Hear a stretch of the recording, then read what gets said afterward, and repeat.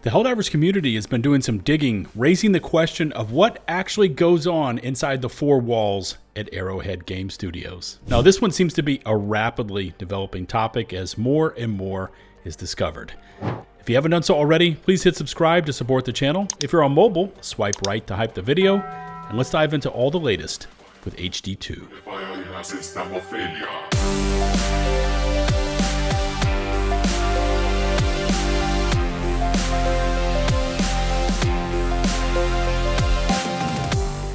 All right, as many of you may or may not know, I hold down a full-time IRL job and get around to Discord, Reddit, and of course YouTube content curation on my breaks or after work ends, which is kind of a long way of saying, I'm sorry, I completely missed this one. Someone had DM'd me about 3 to 4 days ago, but as luck would have it, I got another round of DMs this morning and decided to give it a look.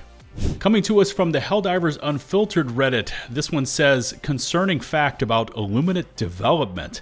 Arrowhead outsourced nearly all the AI behaviors, models, designs to a studio called DiscoGarage Games. From Omens of Tyranny to Heart of Democracy. The SEAF that you fell in love with, that wasn't Arrowhead's doing. They should not get the credit or praise for that. It was fully DiscoGarage Games' masterful work. Also, they happen to outsource most of Cyberstan's content to DiscoGarage. Just a proof on how low effort Arrowhead puts on their games. My concern is that the new future Illuminate content will be heavily unbalanced and buggy as we can expect. Huh, okay. This post also includes some links, so let's check it out for ourselves. Here's DiscoGarage's website, and in their Our Work portfolio, it says they worked on, of course, Omens of Tyranny, Heart of Democracy, and Into the Untested. Does it actually say what they did here? Oh, apparently it does. So for Omens of Tyranny, DiscoGarage worked on the FRV and the Voteless. For the FRV, they were responsible for the insane physics, but it also says one of their first tasks with the FRV. So my question is, were they outright responsible for the overall design or more so the physics? They don't say. Anyways, for the Voteless Hordes, they created horde spawning and AI behavior, including all the mocap animation sets from scratch, from start to finish. Also, DiscoGarage was the group responsible for the rare death animations. Yes, the Voteless show off sometimes just before dying. I love those things, by the way. Okay, anyways, they've got a lot more here. Let's keep it rolling, because the Reddit post also has a link here to an Artstation page that shows off the different Cyborg models, including, wait a second, female variants? What? They've got radicals with full chest armor and radicals with single-shot weaponry, both of which we did not see on Cyberstan. Agitators with 3-barrel shotguns, which I don't think we've ever seen, and even the Blender renders here, although I may be mistaken on those. It could be some other form of render software, but clearly the Cyborgs were handled by this group, and you can of course see the DG icons below all the artwork for DiscoGarage, which I've never heard of and never knew about. I mean, we've heard of outside studios being brought in on projects, but I haven't heard any other names mentioned since I think it was Nixie's, who handled the Slim PC version port duties. But wait, there's just so much more here in this Reddit post. The OP Rinsu Wolfenstein 2 goes on to add in an edit to add more insight and recent 𝗵𝗏𝗻's comments about Arrowhead's, quote, no balance team, and it's all a, quote, team effort, which, by the way, is the one you can see up on your screens right now. And I'm going to read it. It says, there isn't a team whose sole responsibility is to do the balancing for the game. We have game designers and directors, people who do these sorts of things, but there isn't a balance team. The actual changing of weapons is done by the people who make the weapons. Decisions about what should be changed, when, and in what way is a team effort between design and directors. 𝗵𝗏𝗻 goes on to finish up her post with this little bit here. Quote, I wanted to clarify that there's no balanced team and it's all a team effort between several people and roles, because balanced team has led to some pretty unfair assumptions to be made. It's because of this that people have been saying things like, quote, Alexis is the one balanced dev, so he's responsible for all the changes you don't like, when this has never been the case, and he has far less to do with balanced decisions than people assume. No dev gets to just change whatever they want without oversight or discussion, and the person who made the thing may not necessarily have the final say in if it should be changed. It's all a team effort. Now, I know that statement has been making the rounds all over the Helldivers subreddits. Facebook, and of course the rest of the social sites. And to be honest, I think it's been taken, twisted, and sensationalized to the point that now nobody knows who does what at Arrowhead. Now, as far as I know, and this is just based on what I've learned over the past few years covering Helldivers, I think it is correct. There is no set balanced team, as in you've got this group of devs over here where all they work on is balancing the game. That doesn't mean that there aren't people balancing the game, but the studio operates kind of on this mass group system where everyone's input is dropped into the bucket, and what comes out is what you see in the game, which I think is an excellent question for chat. Is the group balancing concept working for Arrowhead, or is it time to go to, like I mentioned earlier, a dedicated group who play the game all day and can create a cohesive concept for the balance of the game? Drop a comment and let's see where the community lands on this one. Back to the post here, and they've got plenty more for us, going on to say, quote, turns out most of our content is outsourced. Most of our armor and warbonds are outsourced to Atomhawk. Now, this one kind of shocked me because I've never heard of Atomhawk. And by the way, links to all of these sites can be found in the video description and pinned comment, and I definitely encourage you to go check it all out for yourselves. But you know, personally, I was thinking that Arrowhead started using outside studios to help out well after the game launched and was live, because of the fact that it basically exploded overnight and they were kind of a small studio and they couldn't keep up with the insane amount of players hitting the game. But this site here, Atomhawk, kind of burst that bubble of assumptions I had.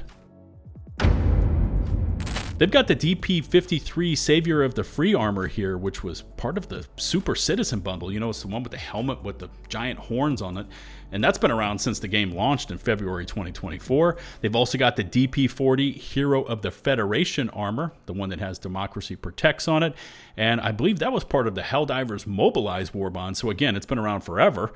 They've got armor designs here from Polar Patriots, Viper Commandos, and also a bunch more of our early armor sets as well. Now, what also caught me completely off guard here are all the weapon designs this group has apparently worked on.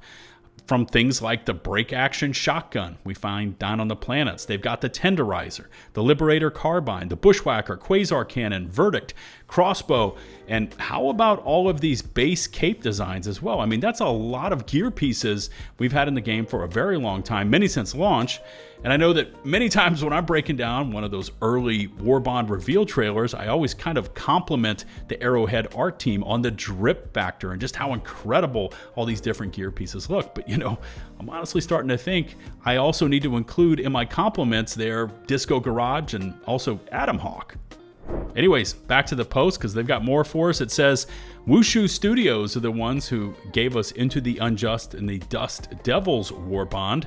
By the way, here is that post direct from the studio's X account, where they apparently retweeted the original Helldivers Dust Devils Warbond trailer. This post also goes on to mention Nixies, which is owned by Sony, who gave us the Slim PC edition, which is the one I talked about earlier on in this video. Continuing on, Omens of Tyranny plus Heart of Democracy, the SEAF that you fell in love with. I think they already said this. That wasn't Arrowhead's doing. They should not get the credit or praise for that. It was fully DiscoGarage Games' masterful work. By the way, here's that DiscoGarage page where it says they worked on the Illuminate Stingrays, Fleshmobs, SEAF soldiers, and even the Super Earth citizens who we saw staggering around on the streets and running for cover. And they go on again to say that the entire Cyberstand roster and Machine of Oppression content was also done by DiscoGarage, and that Valkyrie Entertainment and a creator named Vidar, hopefully I'm not butchering that name, worked on many of the Helldivers' most hated enemies, like, listen to this hit list here, the Leviathans, Impalers, Warstriders, Stalkers, and Spore Chargers, just to name a few. Yeah, this is a lot more than I initially knew about, that's for sure.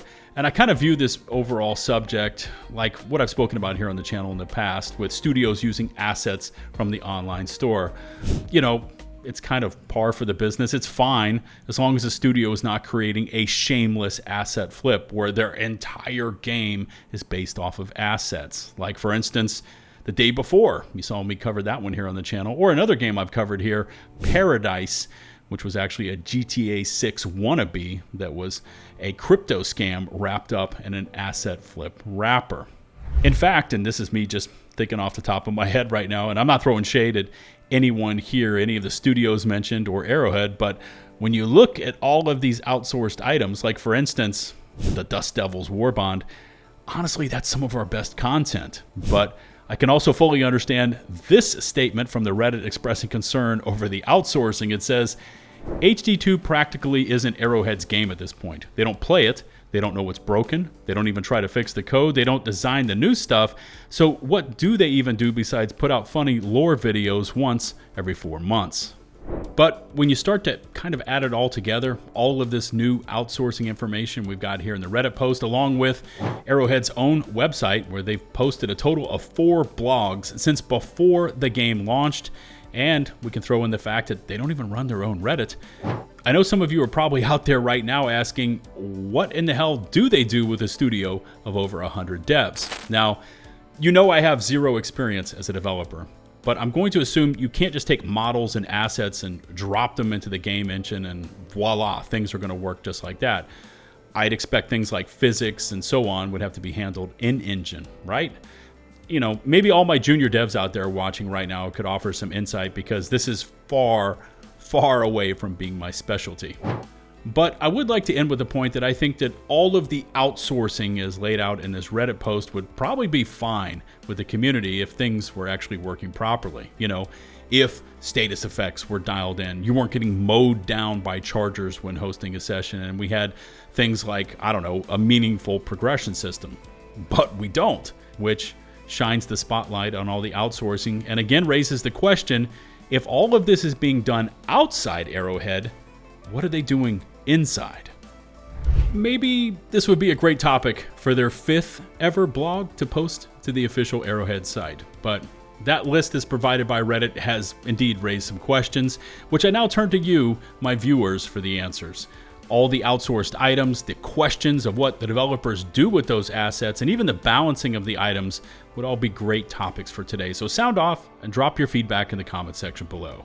If you haven't done so already, please consider hitting subscribe. If you're on mobile, swipe right to hype the video. And before I go, I'd like to again thank my awesome and dedicated channel supporters. Until the next one, this is 𝗛𝗲𝗹𝗶𝘀𝗀𝗃𝗃, signing off.